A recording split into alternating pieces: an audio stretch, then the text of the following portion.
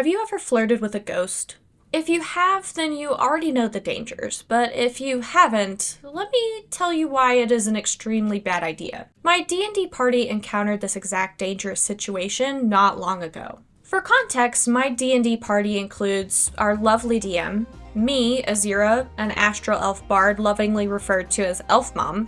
I am a mom friend through and through for sure. Bronk, a bugbear fighter and extremely capable Echo Knight, and my character's best friend. We're both from the Fey realm. Alara, a beautiful Hellion, an awesome fire plane race made playable by our amazing DM. She's a sorcerer who has serious morality issues and is 2 years old in this life. Jinx, a Haragon rogue who desperately wants to be the most amazing pirate that you've never heard of and has a slight height complex, and a white dragonborn barbarian named Puff.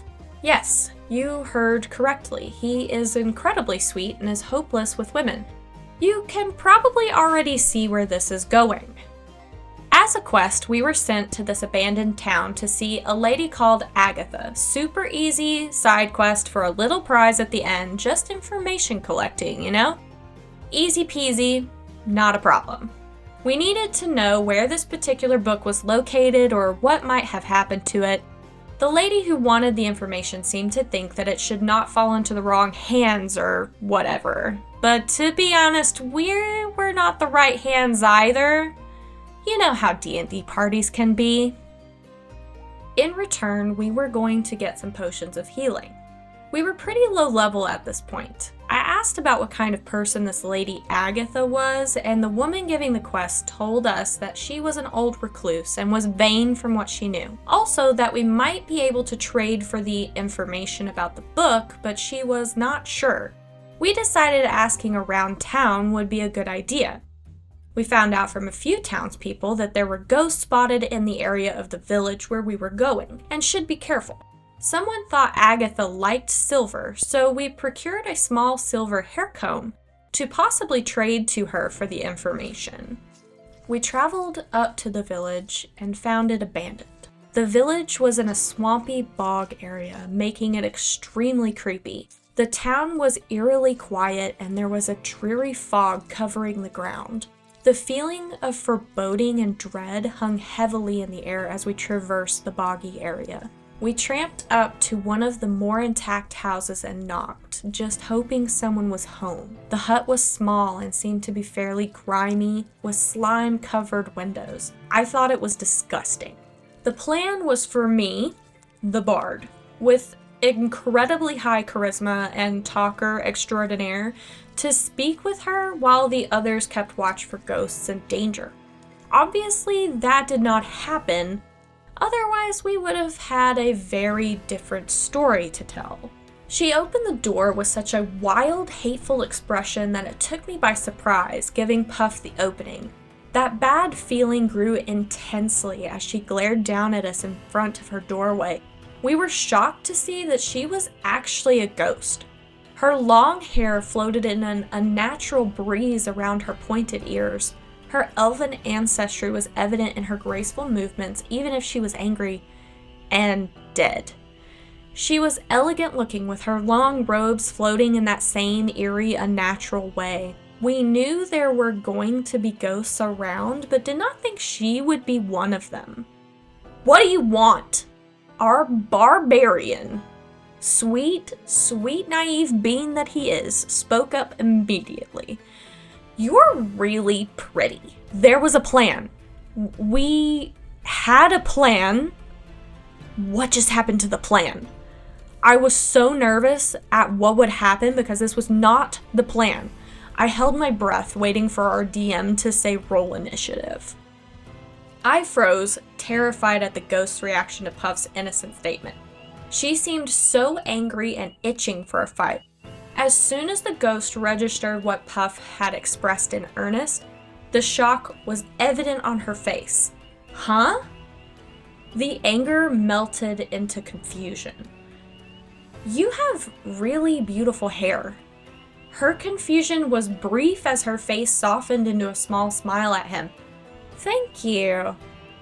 I let out my held breath slowly. You could definitely call her pretty, I think, but her twisted anger gave her a sinister quality, making me leery of her intentions. I decided on a whim to let it play out, see where he would take it, and step in if he needed me. We are looking for a lady in the area named Agatha. Do you know of her or where we could find her? Puff's hopeful, innocent face searched hers.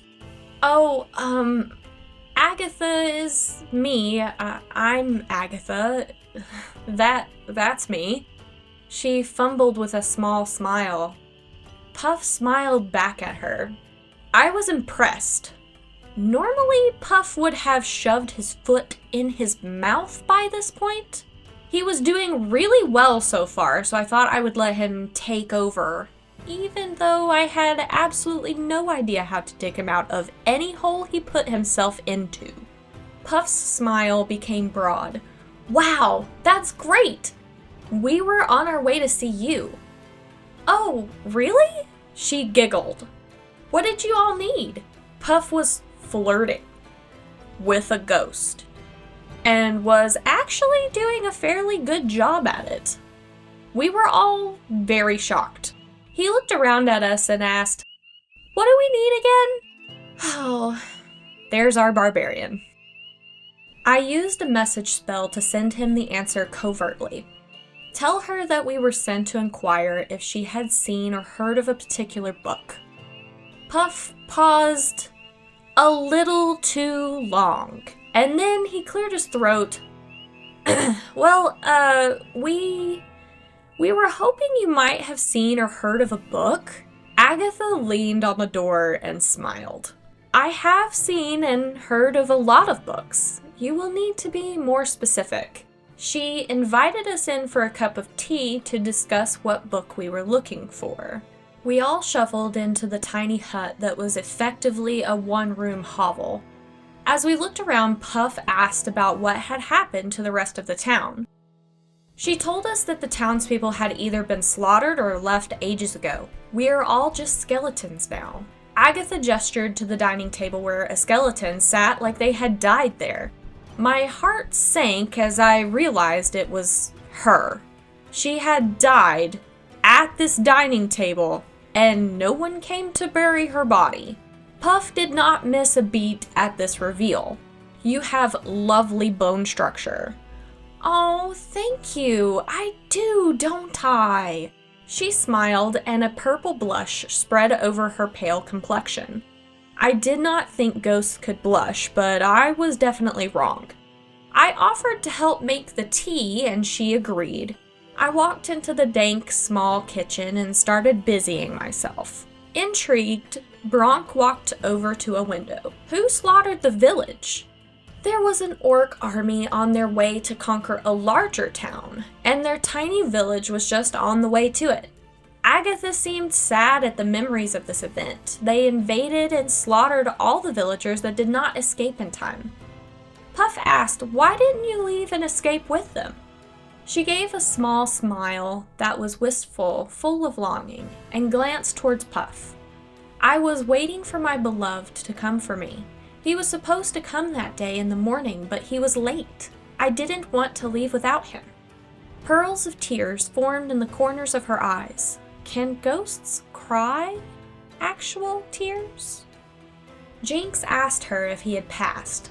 He apparently never showed up, so Agatha never found out one way or the other. But she assumes that he did, since this happened 80 years ago. I asked if he was human. He was elven. Agatha floated over to a cabinet and started to gather some dusty teacups and saucers, setting them on the table. Puff seemed to zone out a little, but Agatha did not seem to notice. So what is this about wanting information? About a book you all want to know? Alara chimed in, telling Agatha it was an old book that had magic with an ornate red cover created by a really well-known necromancer more than 100 years ago. We just wanted to give the information to this lady who wanted to make sure that it was destroyed because it was evil. Alara ad-libbed a little, but the basics were there. I brought the tea back from the kitchen and started to pour. Oh, that old book? Well, it has been quite a while since I've been asked about that one. I handed everyone tea and uncomfortably seated myself next to the skeleton at the dining table. Agatha drifted closer to Puff with a teacup and swapped the cup that I gave him with the one that she picked out. That book was a special one for sure. He would not let me look at it. I really wanted to just look at it and see what all the fuss was about. The cover was exquisitely bound in burgundy leather and gold filigree details, and it had the sweetest little rubies inset into the front. Wait, I recognized that description. It was described exactly like a book I had on me in my bag. You see, we had just come from another small quest. We bundled a couple quests together to be more efficient. In a nearby town, there was a human guy trying to be a necromancer, but failing miserably, and I swiped the magic book from him. When I read through it, I realized it would let me revive dead party members by submerging them in water and casting a complex spell. So if anyone wants this book, they can pry it from my cold, dead fingers. I got excited about this prospect, thinking that if it was the same book in my bag, I could just keep it and say it was destroyed. Oh, so you actually got to see it, at least the cover, I mean. I inquired while attempting to sip at my tea. Do you happen to know what happened to it or what it might have been about? Oh yes, it was a book on necromancy and bringing back the dead as a horde of zombies. Sugar? Oh, no thank you. Agatha wasn't looking at me, she was looking directly at Puff. Well, anyways, it's long gone, but the necromancers over in the next town might know more, as they have been pestering me in the last couple of months. They were so mean.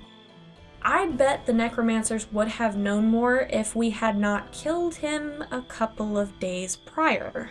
She went on to tell us that it was written over 100 years ago by a necromancer named Noth, and it was written in Elvish. That was why the necromancer guy was failing so miserably. He could not read Elvish. Now I was positive that this was the book in my bag. I did not trust Agatha just yet. Her presence was so unnerving and alarm bells were going off in my head while I sat at the table. But if I didn't check that I had the book, then we would never know for sure. So I wanted to know for sure. Shaking off that ominous feeling, I cautiously pulled out the book and showed it to her, keeping my fingers firmly around the book. Oh my, that's it! That's the book! Can I sneak a peek? I agreed, as long as I held on to it. I slowly flipped the pages for her as Agatha looked over my shoulder.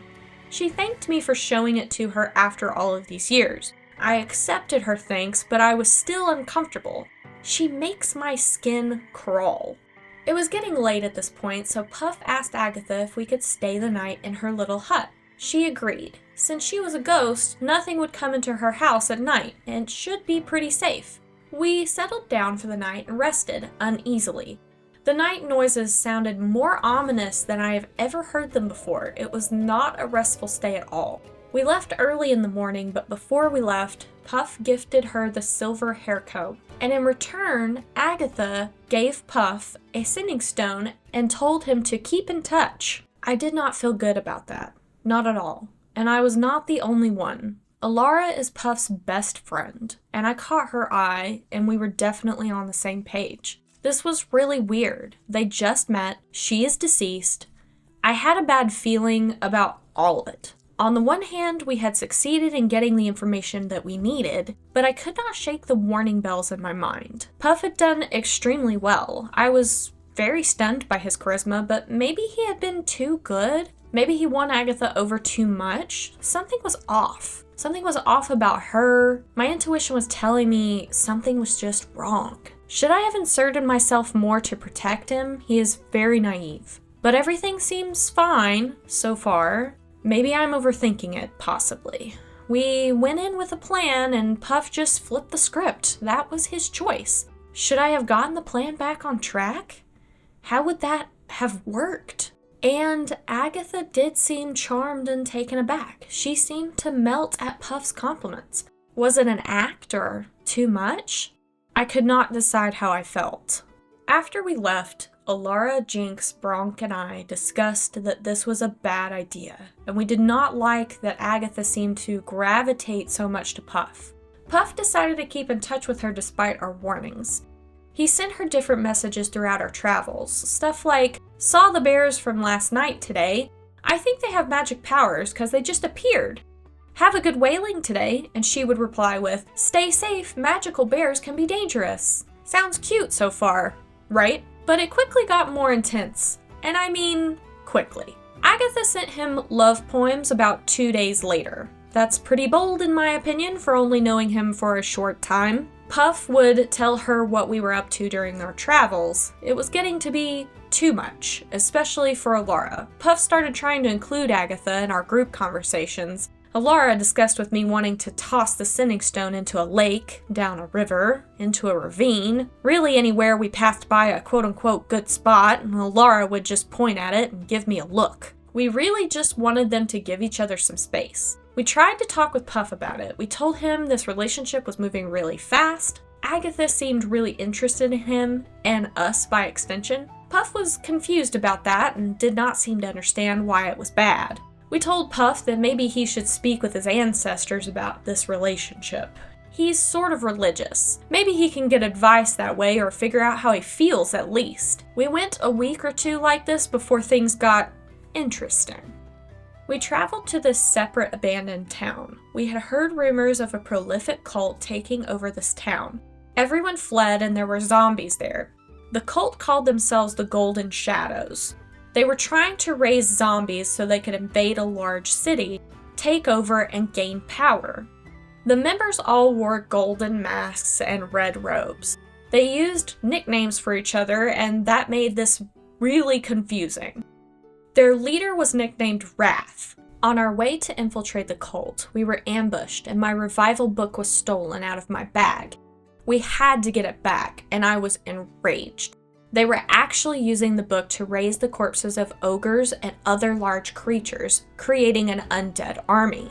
We got inside, and I used heat metal on their golden masks to help my group defeat them. Although this is a story for another time, it was pretty incredible. After we defeated these guys, we realized that this story sounded familiar. Agatha had said something about her village being slaughtered by a passing army, trying to conquer a large city. We needed to get in contact with Agatha. Had she known anything about this cult, or perhaps known this leader guy, Wrath, that we ended up killing? Puff sent her a message. "Hey love, do you know about a Wrath guy? We think we just killed him. He had a necromancy book." He just called her love. Yep. I rolled my eyes so hard. We explained to him that calling her love would give her the idea that Puff was interested in her romantically. Puff decided it was too soon to make that decision for this relationship and did not want to lead her on. What a sweet cinnamon roll. Agatha sent back, "Wrath. Yes, he was a fantastic man. Not as amazing as you, though. We were going to rule the coast together." Puff, surprised and confused. "Wait, what did you mean you were going to rule the coast together?" "You know, with a crown and an iron fist. He was going to take over the city and then come back for me when alive." Wait. Was he the guy who never made it back to her? Yep, that's the one. We realized a little bit later that we had more questions to ask her. Puff sent a message back. "Yeah, well, I don't think he handled the distance well. Very angry man. Tried to have a zombie army. We burned his face off." It took a second for Agatha to return this message. We waited impatiently, and then we heard her breathlessly. He was alive? He was only angry to everyone else, and sometimes me. Completely fine, but it's fine. It's fine, I have you now." Trying to keep her spirits up, Puff chuckled. "Oh, Agatha, you're too sweet. My friends were wondering when he made this promise. I don't understand why." She reminisced. Back when we were alive, he promised to come back 8 hours before the orc invasion on my town. What a sleazeball! It became extremely clear that he intentionally never showed up, getting her and the rest of the village murdered in the process. We were stunned and appalled. Wow, he sucks. Never came back for you? I would never do that, Puff declared, without thinking about it. I know you wouldn't. We were shocked by this revelation, but also told Puff that he should have kept that thought to himself because now she definitely thinks that he likes her romantically. We told Puff that as his friends, we were concerned purely for his well-being. We didn't know her that well, and she was a ghost. He was letting his heart lead and not thinking about the consequences. After this talk, though, their conversations got this lovey-dovey tone that we would all cringe at. Puff would declare, "I will kill that spider for you. It is more evil than I thought. We were hunting it down right now. Wish me luck. Heart." Ting. And then Agatha would message back, "Thanks, boo. Get it because I'm a ghost." Or he would tell her, "We're going on an adventure now. I think there will be much fighting. Might not message for a bit. Heart." And she would respond, "Good luck. If you die, just alive die." Puff would close, "Okay, love. Alive die seems fun. Gag me with a spoon." Puff would tell her how his day went and what we were doing constantly. I was honestly uncomfortable with the idea of Puff being in a relationship with a ghost. I asked him what he thought about being in a romantic relationship with Agatha. He did not seem to understand the concept. Puff being a 16-year-old dragonborn, I was not sure what that meant for him, which made me worry more. We had to have a conversation about the birds and the bees, which was incredibly awkward and made me confident that he was too young for a serious relationship.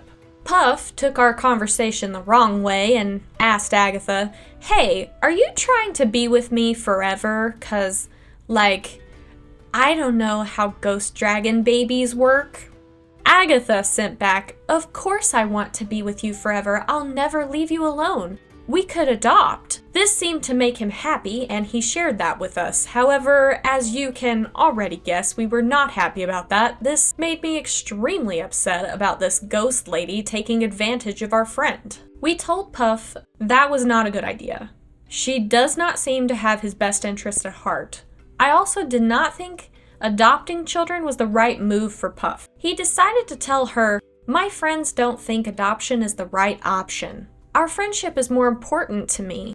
Maybe we should talk more in person." We hoped this might be the start of trying to gently let her down. Alara thought we should pretend that Puff had died and send her a message, then toss the stone. I told her to hold on to that idea. Maybe we could use it later. Agatha replied shortly with a bit of anger in her voice. "What do you mean, our friendship? I'm researching adoption for us. Meet me at my house next week. I've got options." Not good, not good, not good. We needed a plan to get her to leave Puff alone. She seemed to be a bit of a stalker and definitely crazy. Alara brought up the point that she might decide to kill children to have eternal ghost children. This really freaked us out and made me sick. I did not want to even imagine it, but unfortunately I could too easily see it in my mind. Alara stole the sending stone out of Puff's bag with Jinx's help, swapping it with a small regular stone, all while Bronk and Puff were having an arm wrestling match. Alara and I took it out of earshot of the group and sent a message to Agatha with the intent of telling her Puff was dying and how much their friendship meant to him, but he was dying. We sent her the sad message and told her that he would not be coming back. Alara tried to throw the stone into some lava nearby, but I stopped her so that I could hear Agatha's response. Agatha responded with, "Oh, that's okay. Don't worry. We can be together forever now because you will be a ghost too." We dropped the stone into the lava after that and knew we still needed to make it extremely clear to Agatha that Puff was not going to be with her forever. Puff did not notice his stone was swapped, but seemed concerned when Agatha stopped answering his messages. We quickly came to the realization that if we just got her to leave our friend alone, she might do this to another person. She could still acquire ghost children. I felt the moral weight of just letting her do that to another person, or even other families. That would be terrible. Our plan now was to get her to move on to the next life, whatever that means for her. We went back to Agatha's with the intention to confront her about this relationship and confirm that she was not ever going to kill children to make ghost babies. Hopefully, she would say she would never do that and we could help her move peacefully on to the next part of her existence. Otherwise, this would get hard and possibly bloody. She was thrilled to see us and had us come inside. Puff attempted to express that he was uncomfortable with the idea of adopting kids and wanted to know exactly how that would work. She 100% confirmed that she was going to kill kids to make this happen and had 3 families lined up to choose from. Puff and I attempted to dissuade her from that path, but she was committed and excited. Not seeing our side, I used the safe word, pineapple. We used it to initiate a fight when I could not talk my way out of a situation.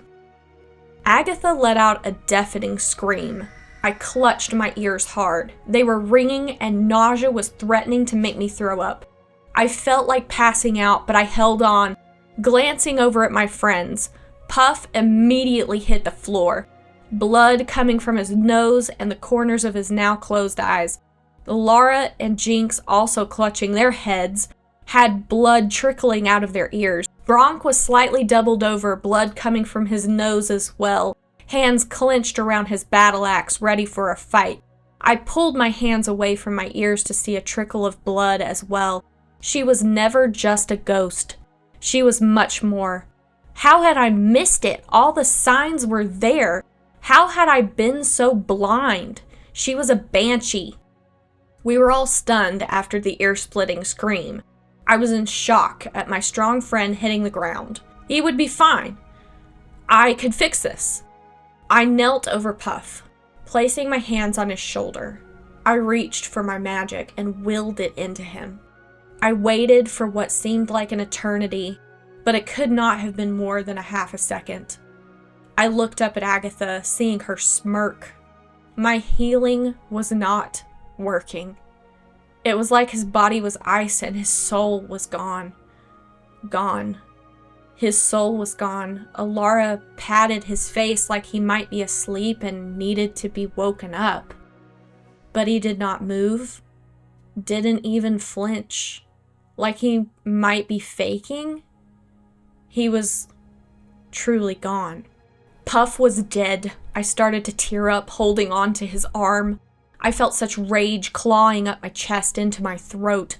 I glared up at Agatha and screamed with as much vitriol as I could muster in my panic. He believes in an afterlife, you bitch! His soul will move on without you, and you will never be together. She was stunned. Her face paled, blinking at me incredulously as she took in my angered statement. This must not have even occurred to her. Her plans were now dashed in that one scream. I could see her thoughts grinding away. Puff's soul would be joining his ancestors in the afterlife, not staying here with her. I had to get Puff up. He could not be dead. I dug in my bag. What should I do? What could I do? As all this was happening, our crafty DM pulled Puff's player into a separate area for a one-on-one conversation about what was happening to him. The rest of us were completely in the dark. We were left alone for what seemed like ages. I was terrified as the party's healer. I had nothing. There were no more potions that could bring him back. I only had the book, but it only worked if we could get his body out of there quickly. We were panicking about what could possibly happen to his character, running over possibilities, strategies, and spells. We had no clue how we were going to win a fight without our tank, but we were still trying to come up with a plan. We needed something. Anything. It was in reality about 5 to 10 minutes of actual time. A flash of light burst into the room. I had to shield my eyes. After having one sense disabled, I refused to lose a second. I was preparing for a fight. The largest ghostly ancestral guardian I had ever seen appeared, filling the small hut. We had seen some ancestral guardians before in fights when Puff would call on them for assistance, but none like this one. It towered over us all, even Bronk's 8-foot bugbear form. The guardian took in the scene before him and his eyes landed on Puff's body crumpled on the floor, Alara and I hovering over him protectively. His eyes went to Agatha and he lifted his large greatsword. Her face was even paler than before. His sword sliced through the air with ease, missing all but one. He cut through Agatha's form, killing her instantly. Her ghostly form scattered to a mist as she screamed pitifully. With one blow. I had never seen anything like it before. He looked back down at Puff's body. "You better not fail me!" And then disappeared just as quickly as he came. Puff was still on the ground, dead. We were all so shocked we didn't move. Tears started streaming down my cheeks as I searched my bag for the necromancy book to revive him.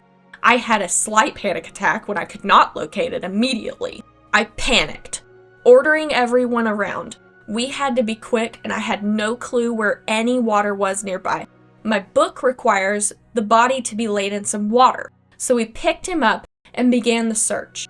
Jinx carried some of the extra gear and ran ahead searching for water. He had the best chance of being quick. I sent up a silent prayer for his rabbit feet to be as nimble as they could be. The rest of us had to lug his ass all the way to a working well miles away from where we were. Bronk picked up the majority of his weight, and Laura and I grabbed 1 foot each. Altogether, 279 pounds. That's right, 279 pounds. His spirit better choose to come back with this ritual. I better not be carrying him all the way there for nothing. We got him into the water, and I began performing the ritual. I called to my magic, reading the spell, and crushed the ingredients, smearing them onto his chest in the required patterns. I called out to his spirit through the magic of the spell. "Puff, you have so much more life to live and more to offer to the world. We need you here, friend." I encouraged the others to call out to him as well. Bronk stepped up first. "You have to come back, man. You can't let your ancestors down. Come back and make them proud." Jinx told him that he missed his eternal optimism. Shaking slightly, Alara leaned in, holding onto Puff's arm. "You said we were best friends." Alara stared at her friend lying limp. Would this be the last time they saw each other? A second that stretched into an eternity passed. And Puff's chest rose. He opened his eyes, blinking. "We are best friends." Everyone let out a collective breath we did not realize we were all holding. He told us that he had made a deal with the ancestors, whatever that meant. I decided not to pry because he looked like ogre dung. I would ask later. At that moment, I was just glad to have Puff back. We were all relieved he was back. Moral of the story: don't flirt with ghosts. Have a magical adventure. Until next time.